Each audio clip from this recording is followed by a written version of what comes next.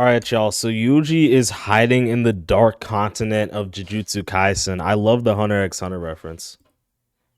Yes, you guys read that title correctly. Yuji Itadori, the strongest sorcerer of tomorrow and the man chosen by the Black Sparks, has casually been chilling in the Dark Continent for the last 50 years. Everyone that was slandering my goat for supposedly hiding from the alien threat have to come out now with a handwritten apology immediately, because this entire time he's been XP farming in the most dangerous place in all of Jujutsu. Hey, this low-key reminds me of like Sung Jin-woo when he was farming in those, secret hidden dungeons for XP and shit. Kaisen. Alright, you guys might be a bit confused right now because the Dark Continent is a place in Hunter x Hunter, but please, Nope.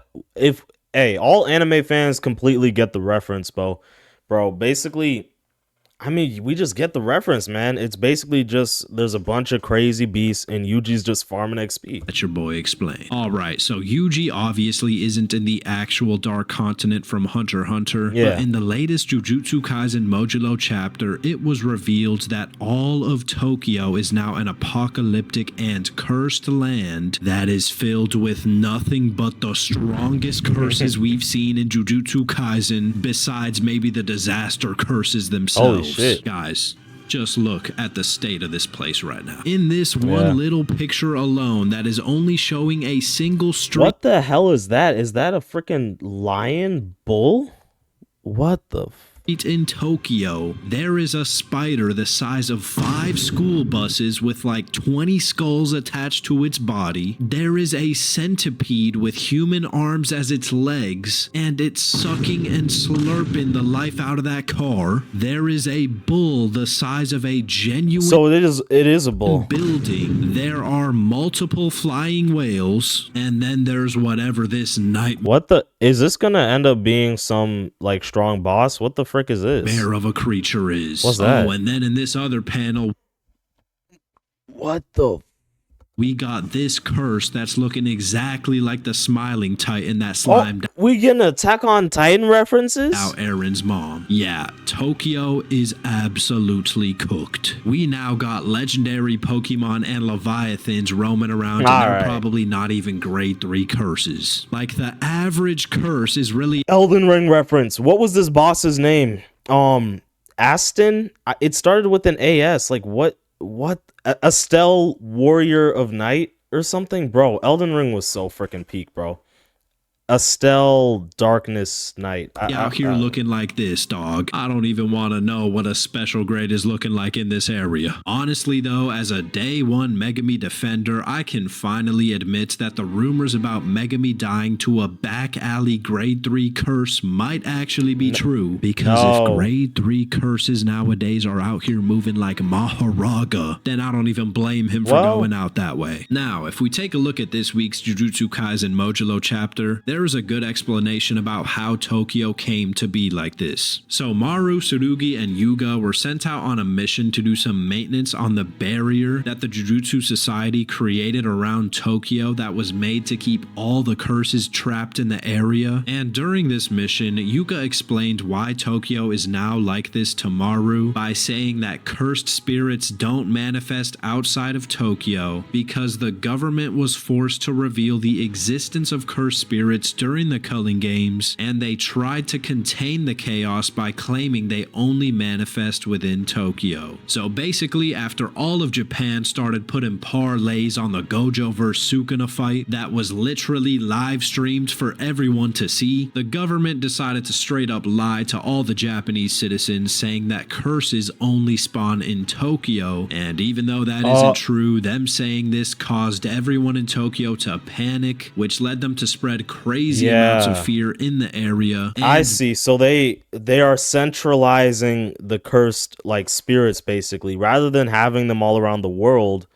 I get it. Okay, this is really smart. So basically the curses are going to be extremely strong, but they're only going to be in Tokyo. So it's like, meh. This obviously resulted in millions of insanely powerful curses spawning throughout all of Tokyo, and although them doing this caused Tokyo to be literal hell on earth, and basically the JJK equivalent of the Dark Continent from Hunter x Hunter, it also resulted in the rest of Japan. Heck, we could go even farther and compare it to the eclipse from frickin' Berserk. And having basically no curses whatsoever. So their plan did work in saving Japan from being cursed, but it practically sacrificed Tokyo, and now not a single person lives there, and the only things roaming around are these abominations. This is sick. I want you guys to realize how absolutely insane this is. Tokyo is not some little area or town. It is the single biggest city in the entire world, which had a population of over 35 million people, and that number is now 0. And instead of millions of people living there, it's now just millions of curses. Like, look at how big Tokyo is, dog, and just imagine this picture you are looking at, but over this entire area. Yeah, I would not be surprised if the literal merger itself is casually roaming around in Tokyo. Nah, I feel you. Isn't that looks like the merger itself that was right up here? Is that not the merger? Surprised if the literal merger itself is casually roaming around in Tokyo right now. Now, you might be wondering how Yuji plays a role in all of this. Well, we all know that Yuji is currently missing or in hiding in the current Jujutsu era, and although there isn't anything directly confirming this, I think it makes complete sense story-wise, and I'm 90% sure it's going to be revealed soon that the reason Yuji has... Wait, does Yuji have the same scar as Toji? Is that a scar on Yuji's face just like Toji has? Been missing is due to him living in the depths of Tokyo.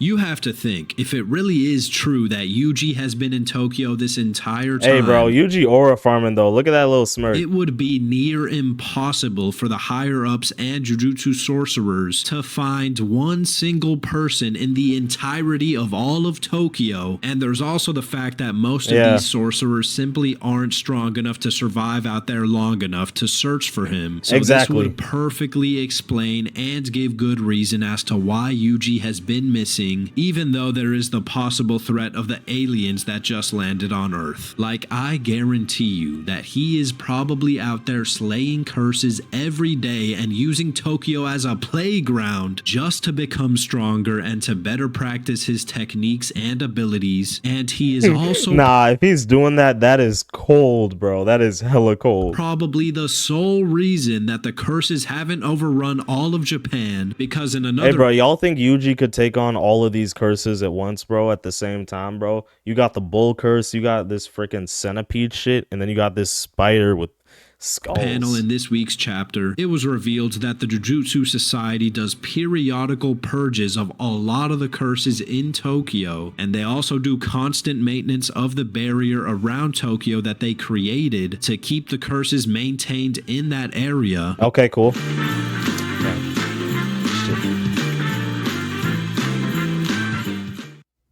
Babies don't stop, won't stop, can't stop for anything.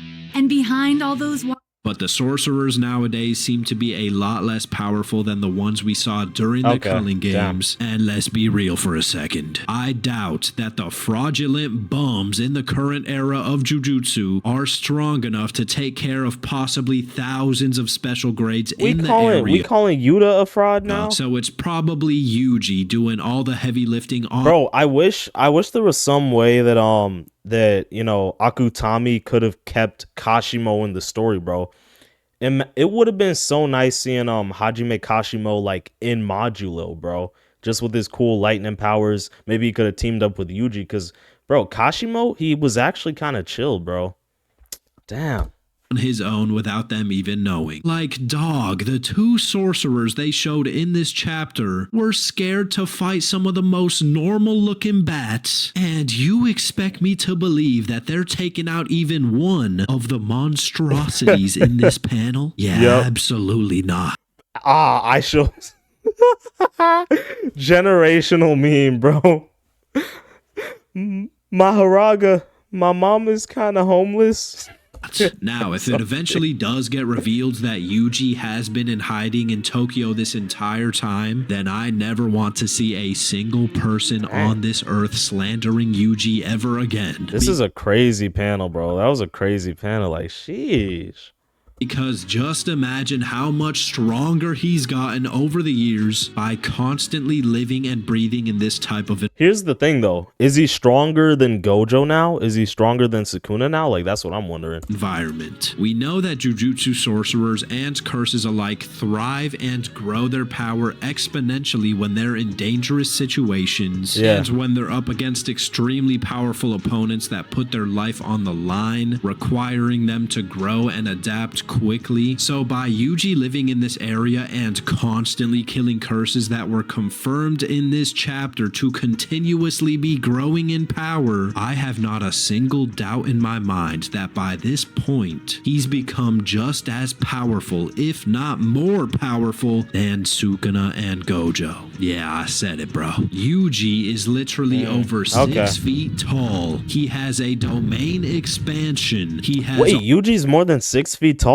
Since when, bro? This nigga should get all the hoes. All of Sukuna's abilities like Shrine, World Cutting Slash, and even Fuga. He has blood manipulation. Oh, yeah. He has reverse curse technique. Bro, Kenjaku really hooked up Yuji, bro. This is all thanks to Kenjaku. He might even have his mother's anti-gravity technique now as well. He can basically black flash at will.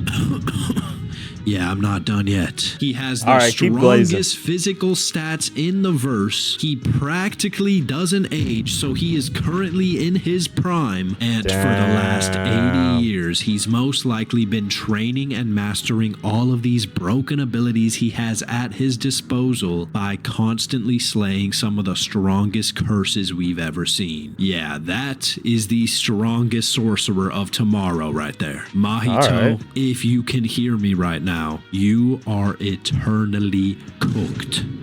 Anyways, I don't know exactly when Yuji is going to finally show up in Jujutsu Kaisen Modulo, but honestly, it might be a while knowing how Akutami writes. The tensions are rising like crazy right now. Cross just got one-tapped, and Deborah pulled up looking menacing right after this happened, so something crazy... Why does this actually feels like Boruto, bro? And I guess it's because it kind of is. This is Jujutsu Kaisen Next Generations.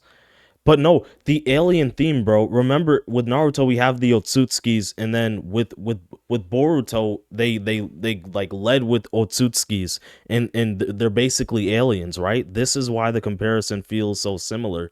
Like in both series, they're emphasizing that aliens are the villains now. This is nice. And bro, nigga got a Chad face, bro. He looks scary as shit. Easy is for sure going down next chapter, and we know that Yuji is the single only being strong enough to deal with Deborah, so he's for sure making an appearance soon. Hey, I really enjoyed making this video, and hey, bro, I enjoyed watching this video. This shit's gonna be peak, bro. I really want to see that Yuji versus Deborah fight, bro.